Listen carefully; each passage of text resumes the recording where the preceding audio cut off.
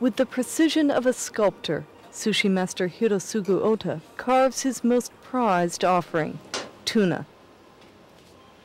Dipped in soy sauce, tuna is the most popular choice at any sushi bar.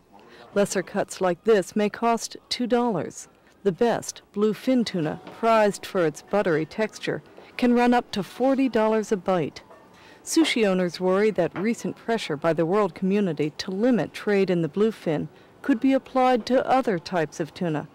Oda says that would be disastrous. 僕なんかまだ若くて修行時代からマグロがないっていうことを考えられない。マグロがなくなったらのれんを下ろせって言われてきましたね。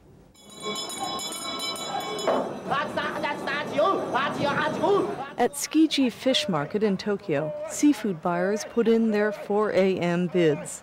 One bluefin tuna often fetches $30,000, and sometimes twice as much. A pre-dawn quality check before the tuna heads for the sushi shops.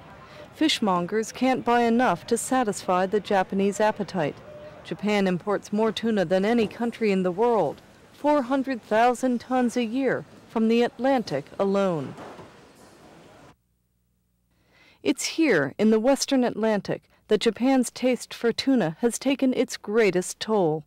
In the past 20 years, scientists from the tuna industry say the bluefin has been fished to near extinction. 10% of the population remains, they say, and the numbers continue to shrink each year. The Japanese contend that in 2 years, more bluefin will reach breeding age, and that, they say, will replenish the stock. Well, I think that's really wishful thinking on their part. The rate of decline indicates that if the rate of decline continues, it's going to hit the zero level within the next 5 to 10 years. Distinguished colleagues, I would like to begin with some words. In Kyoto, delegates from around the world are discussing the future of more than 150 animals and plants. The conference, called CITES, meets every other year to decide which endangered species are so close to extinction that they need to be protected and banned from international trade. This year, the Swedish government put a new candidate on the list, the bluefin tuna from the western Atlantic. For some Japanese fishermen, the proposal is a serious threat.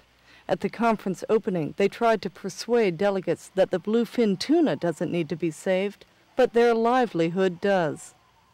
Wildlife experts say that for years, Japan was considered an environmental bandit, a target on issues ranging from whaling to the ivory trade. Recently, they say it's improved its record, but now Japan, which wanted to play the role of quiet host to this conference, finds itself at the center of one of the most controversial topics. How do you feel about bluefin tuna issue? The Japanese have launched an all-out campaign to keep the bluefin off the endangered species list. Today, the United States, Canada, and Japan, countries with strong fishing industries, proposed an alternative, reducing the catch by half. Not just bluefin, but Japan's culinary culture is on the ballot, according to Koji Imamura, the head of Japan's fisheries delegation. その心配もあります。それはマグロだけに限らず他の魚もですね、次から次と拡大していくんじゃないかという心配はね、日本だけじゃなくて他の国もそういう心配を持ってますね。Imamura presents his case to a delegate from China. He and other Japanese say that more research needs to be done before prohibiting the trade in bluefin.